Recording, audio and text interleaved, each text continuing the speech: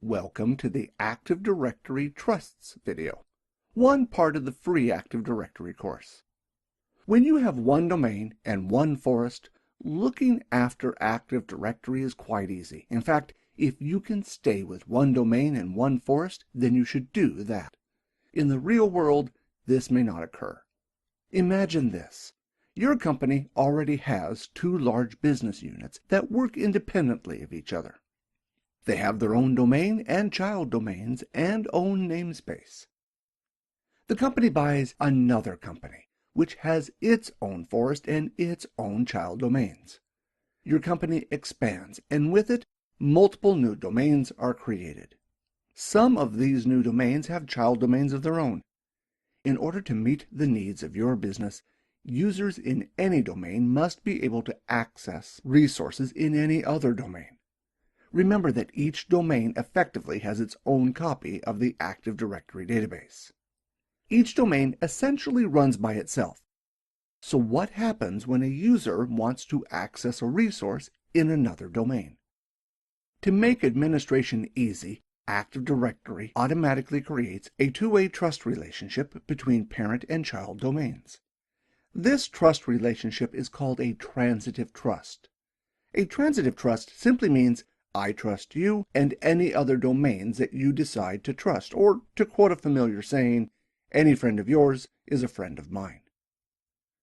To understand transitive trusts better, let's remove all the trusts and rebuild the relationships with non-transitive trusts. The parent domain wants to trust its child domains, so we would create two-way trusts like this. Now imagine that one of the child domains has two child domains of its own. In order for its children to trust the child domain, two trust relationships need to be created. So let's create two more two-way non-transitive trusts. Now the root domain wants to access the two new domains, so two more trusts need to be created. In order for the child domains to trust each other, two horizontal trusts need to be created like this. Lastly, the two new child domains need to be connected to the other child domain like this. This is a total of 10 trusts for 5 domains. I have only done a small part of the diagram, but imagine if I did the whole lot. In order to ensure everyone has access to each domain, you would need to create 66 trusts for the 12 domains shown. This is why non-transitive trusts do not scale well. They are great in that you can choose which domain accesses which domains. But on any decent-sized network, managing these trusts soon becomes very difficult. Let's go back to transitive trusts. Every child domain is connected to its parent domain. If the parent wants to access a resource in the bottom domain, it will go through the transitive trust of the child domain. The child domain will then pass the request through its trust relationship to its child domain. That's what a transitive trust is. It allows a trust to be extended outside the domain to which it is directly connected. Let's look at a different example. Say this domain wants to access this domain. It would go up to its parent. Its parent would pass the request to the root domain. The root domain would pass the request via a transitive trust automatically created between the trees in the forest. This trust is called a tree trust. It is essentially the same as a parent-child trust and is created automatically by Active Directory. Once the request passes over the tree root trust, it would finally be passed down by this domain to its child. In order to get to its destination, the request had to go over 4 transitive trusts, all of which were created automatically. You are probably thinking, this is great. I can share anything I want with anyone in the forest, and as long as I give them permissions to access the resource, Active Directory will do the rest. This is true, but could there be delays going over 4 transitive trusts to get to your destination, even if it is done automatically? In the real world, most of the time the parent and child domains will do most of the sharing between each other, But sometimes you may have two domains that are quite a distance from each other in the hierarchy, but communicate with each other a lot. When this occurs, you can create what is called a shortcut trust. A shortcut trust provides a direct trust relationship between the two domains, saving them from having to go through the whole hierarchy. I think you will agree that creating an occasional shortcut trust where it is needed is a lot better than creating trusts between all the domains in the forest. In this particular case, we also have another company that has its own forest. Perhaps they are owned by the same company, but they want to keep their domains and forest separate. When this occurs, you can create what is called a forest trust. In order to create a forest trust, you must be running at least Windows 2003 Forest Functional Level. Forest trusts are not created by default and must be manually created by an administrator. Once created, any domain in either forest will be able to access resources in any other domain, assuming that they have access. Just like parent-child trusts, forest trusts are transitive. In some cases, you may create a trust relationship between Active Directory and a non-Active Directory system. Assuming both systems use Kerberos, you can create what is called a realm trust. These are created manually and can be either transitive or non-transitive, one-way or two-way. The last trust you may come across is an external trust. An external trust is generally used to connect to a Windows NT 4 domain. These trusts need to be created manually and are non-transitive. They are also one-way only, but you can make them two-way by simply creating two trust relationships, one going in each direction. This covers all the different trusts in Active Directory. In most cases, you can see a trust relationship will be created for you automatically. The trust relationship is in both directions and is transitive, so new domains and child domains will automatically have access to each other. All the hard work is done for you. Two-way trusts are easy to understand and use. Resources are shared both ways. In some cases, you may have to deal with a one-way trust. Let's look at an easy way to understand the terminology when dealing with a one-way trust. Let's say you have domain A with a share in it. You have a user in domain B called John. The question is, does domain A trust John? In order for a user to access a resource in another domain, the other domain must trust that user. So the question is, does domain A trust John?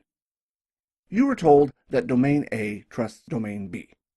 Since John is in domain B, he can access resources in domain A.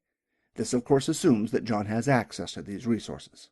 The trust relationship only creates the path for a user to access a resource. It does not grant them permissions. If a user, Jane, is in domain A, she would not be able to access resources in domain B. In order for this to occur, domain B needs to trust domain A. If you get confused, draw an arrow between the two domains with the direction of the trust. In order for the user to access the other domain, the arrow must point towards the user. Now that we understand how trusts work, I will change to my Windows Server to demonstrate how to create trusts. To view the current trusts or make changes, open Active Directory Domains and Trusts from the Administrative Tools under the Start menu. As I expand down through the domains, notice that I have the East and West domain under my root domain and the Sales domain under the East domain. All these domains are linked together via transitive trusts automatically created when the domains were created. If I select the root domain and then right-click and select Properties, I can then select the Trusts tab to view the trusts that are automatically set up. Currently, there are trusts in both directions set up between this domain and the child domains. The Sales domain will not be shown since that trust relationship is between the East and Sales domains. To create a new trust, select the option at the bottom, New Trust. Once you are past the welcome screen enter in the domain, forest, or Kerberos realm for which you want to set up the trust. It is important that your DNS can resolve the other end before you perform this step. In this case, I will create a forest trust between the IT free training domain and the high cost training domain. At present, both domains are in the root domain of their own forest. Windows will find and detect that the other side is another forest. You could choose the first option, External Trust, which will create a trust between the two domains. This is a non-transitive trust, so only the two domains selected will be able to use the trust. This is also the trust you would need to use for NT4 domains. In this case, I want to select the second option, Forest Trust. This will allow any domains in either forest to access any other domain in the other forest. On the next screen, you can select which direction the trust will go, or the default option, two ways. In this case, both forests will be sharing resources with each other, so I will accept the default option of two ways. The next screen gives you the option to create the trust in this domain or both domains. In a lot of cases, you won't have an account in the other forest. This is especially the case if the other forest is another company. If you do not have access, select the option This Domain Only. In order for the trust to work, the other company will have to perform the same procedure in their Active Directory environment as I have just done. The next screen allows you to determine how the default authentication will work.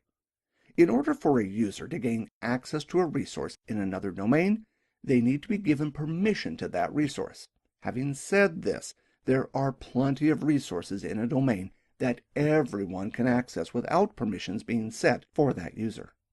For example, authentication from a domain controller, or access to a share with permissions set to everyone. If the company is trusted, select the first option, Forest-Wide Authentication.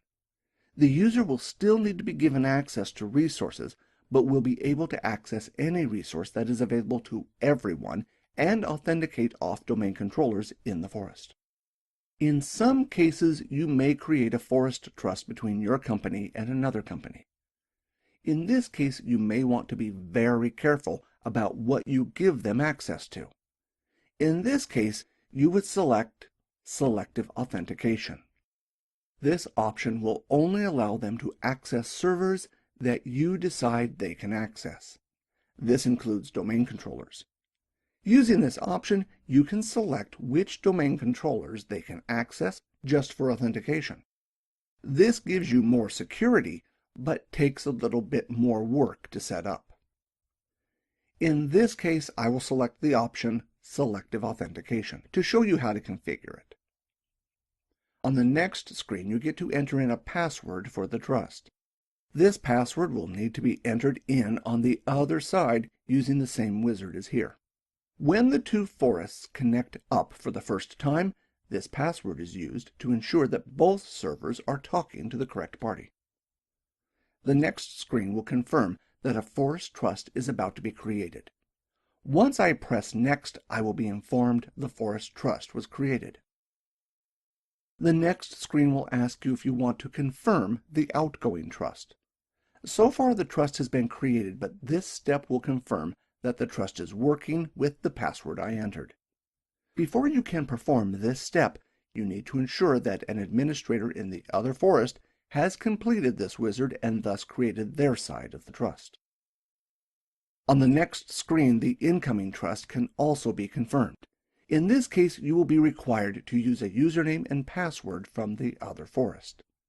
In a lot of cases, you may not have this, especially if you are connecting to another company.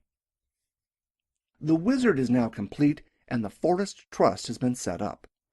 The trust will appear in the outgoing and incoming trusts with the transitive trusts that have already been automatically created. Since I used selective authentication in the forest trust, I will now open Active Directory users and computers and give the administrator in the high-cost training domain access to authenticate from my domain controller. By default, the option that I am after will not appear. In order to get it to appear, open View and select Advanced Features. This will show a lot of options that are normally hidden. From here, I will open the Domain Controller's OU and open the properties for my domain controller. To give access, select the Security tab and then press the button Add. Since the Forest Trust has been added, I can now enter in the administrator from the high-cost training domain, and Windows will find the user without a problem, and they will be added to permissions listed in this domain controller. Once added, I need to tick the box Allowed to Authenticate. Steps like these will need to be performed on every server that they need to access. This is more work, but does prevent users from accessing other resources on the network unless you specify that they can. That's it for Forest Trusts. I will now go back to Active Directory Domain and Trusts and demonstrate how to create a shortcut trust. In this case, I will create the shortcut trust between the Sales domain and the West domain. In order to do this, first open the properties for the Sales domain. Like the Forest Trust, press New Trust to start the wizard. In this case, I will enter in the domain name of west.itfreetraining.local. Windows will detect that this is another domain in the Forest and ask me right away if I want to make this trust one-way or two. I will accept the option two-way and move on. The next screen asks if I want to create the trust in this domain or both domains. Since I have a username and password for the other domain with enough permissions, I will select the option both so that both directions of the trust get created at once. Next, I will be asked for a username and password in the other domain. Like the Forest Trust, if you do not have a username and password for the domain, an administrator on the other domain would have to run this wizard as well and create the trust on their side using a shared password. On the next screen, notice that Windows has detected that this will be a shortcut trust. In a lot of cases, Windows will auto-detect the trust that you are trying to create. The next screen will ask if I want to confirm the outgoing trust. In this case, I will need to ensure that it was created and working properly. I will also get the same option for the incoming trust, which I will also confirm. Once I complete the wizard, notice that the new shortcut trust has been created in both the incoming and outgoing sections. That's it for creating trusts. There is one last point I need to cover that is in the exam objectives for trusts, and that is SID filtering. To consider how SID filtering works, you first need to understand SID history. To understand SID history, consider this example where SID history would come into play. Consider that you have two domains. The decision is made to migrate the users from one domain to the other. In order for this to occur, new users are created in one domain with the same usernames as the other domain.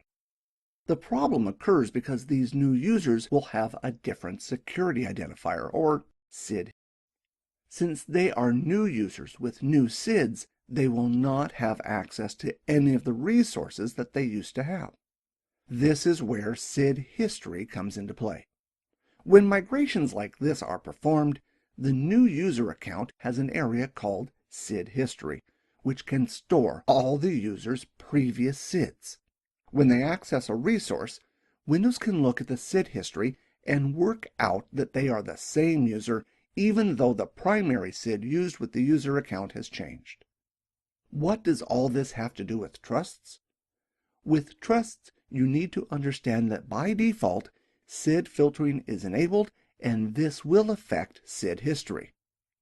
When a user attempts to travel over a trust to access a resource, Windows will filter out all the SID history for that user that does not match the domains of the trusts the user came over.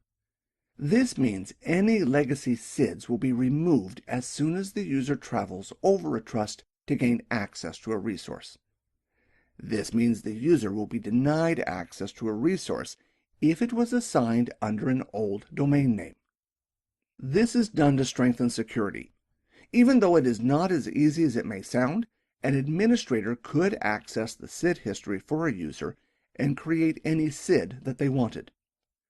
Using that user, they could then access resources in another domain. This is why Microsoft has enabled SID filtering over all trusts by default.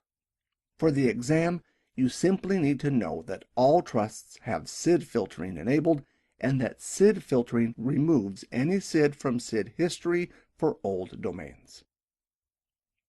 Well, that is everything that you need to know about Windows trusts. In the next video, I will look at sites. Sites allow you to divide Active Directory so it matches your physical network topology. I hope you've enjoyed this free video. Thanks for watching.